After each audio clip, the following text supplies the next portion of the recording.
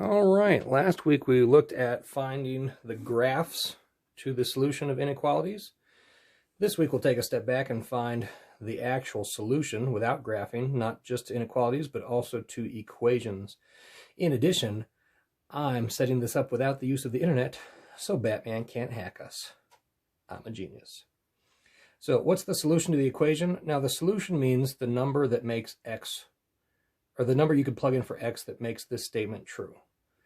X is a variable, so x at this point could be anything. X equals anything. And x can be anything, but you can see that a bunch of things won't work if I want this to be true. So if x is 1,000, 2x is 2,000. 2,000 plus 10 is definitely not 28. So x equals 1,000 could be true. If it is true, then this statement's not. So I say that's not a solution. I need to find the one value of x that makes this statement true, and I can do that by opposite operations. So I see x got multiplied by 2 and then added 10. And if you're not sure, how do you know it got multiplied by 2 first and then added by 10? Just think about PEMDAS. PEMDAS is usually written as a lie, as we talked about last week. If I go backwards up this tower, I'm using opposite operations. So deal with any addition, subtraction before you deal with any multiplication, division. So this plus 10, that's got to go first. So the opposite of adding 10 is subtracting 10. This equal sign means that they're equal. So if I say you're all my favorite YouTube viewers, but I only send some of you candy and the rest of you I don't, I'm not treating you equally. That's not true. You're not equal. If I do the same thing to everybody, then, yeah, now it's equal. So I subtract 10 from both sides. 10 minus 10 is nothing, so I have 2x plus 0, but I don't bother writing the plus 0 because it's a waste of time. If I don't write it, I obviously added nothing.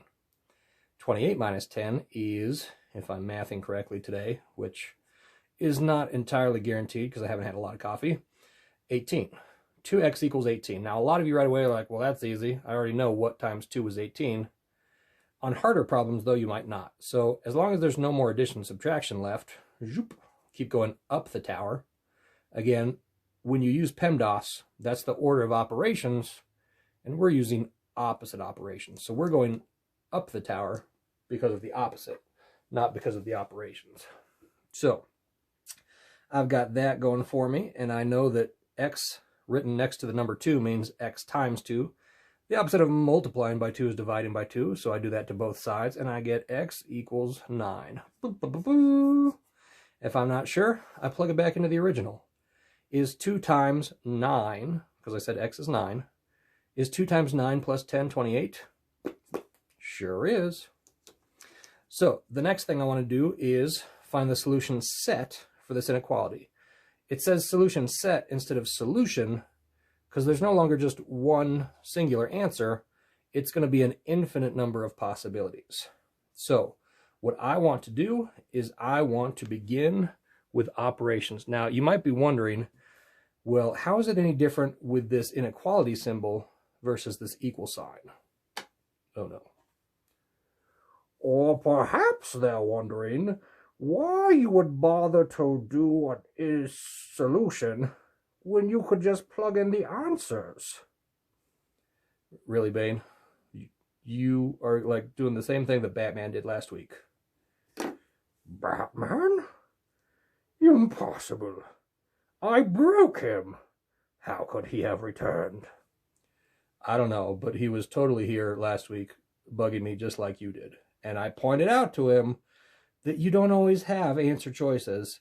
So I want them to have the challenge of solving this without answer choices. Oh, you think challenges are your ally? You merely adopted challenges. I was born into them, molded by them. I didn't have a vacation until I was already a man, and by then it was nothing but aggravating. Well, might I suggest that wasn't really a vacation then? Do you feel in charge? Actually, yeah. Look, my whole hand is bigger than you, so Totally do. Bye, Bane. Whew. Anyway, opposite operations going upwards through that stack. The opposite of adding 40 is subtracting 40. I always do that to both sides. So 40 minus 40, that's nothing. I have negative 8x is greater than negative 56. And then I'm going to divide by negative 8 because the opposite of multiplying by negative 8 is dividing. Now again, it's called opposite operations. Op. So when you're using the opposite operations, make sure you use the exact same number. Don't divide by 8 because that would be the opposite number. I divide because that's the opposite of multiplication, but I keep the negative 8 because it's not opposite numbers, it's just opposite operations. I have x, I have 56, and if you're brand new at solving inequalities, you think I have the same greater than symbol I had before, but my rule for dividing or multiplying by a negative number is that I have to switch this symbol. Okay? Oh, you know what? 56 divided by 8 is not 56. This would be, negatives cancel out, a 7. Whew. Man, those supervillains have me all thrown off. So, my answer here is x is less than 7. Now, if you ever are not sure you remember the rule about flipping that symbol, don't forget what solution means. Solution means that that will make this original statement true. The original statement says negative 8x plus 40 is greater than negative 16. And so if this is true, if x is less than 7, I can plug in literally any number less than 7. I could plug in 6. I could plug in 6.5. I could plug in 6.99999999999972213, whatever. Or, if I'm a math genius, I could pick a super easy number like 0. 0 is less than 7, so if 0 works, I got this right. Negative 8 times 0 is 0, plus 40 is 40. Is 40 greater than negative 16? Sure is. Boom. There is my answer. Now, I don't ever like to admit that evil villains have a point, which is why I don't like watching Black Panther very often.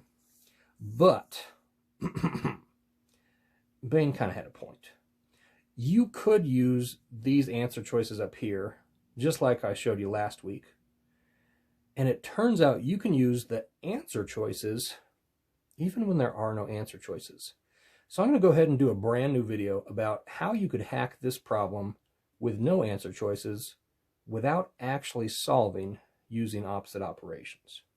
What I want you to do while I make that video, though, is I want you to grab these 3 practice problems and I want you to try these on your own.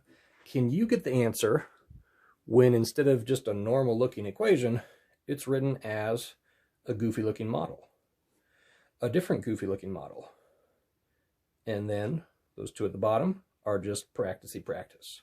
So go ahead and try those and you will be all set.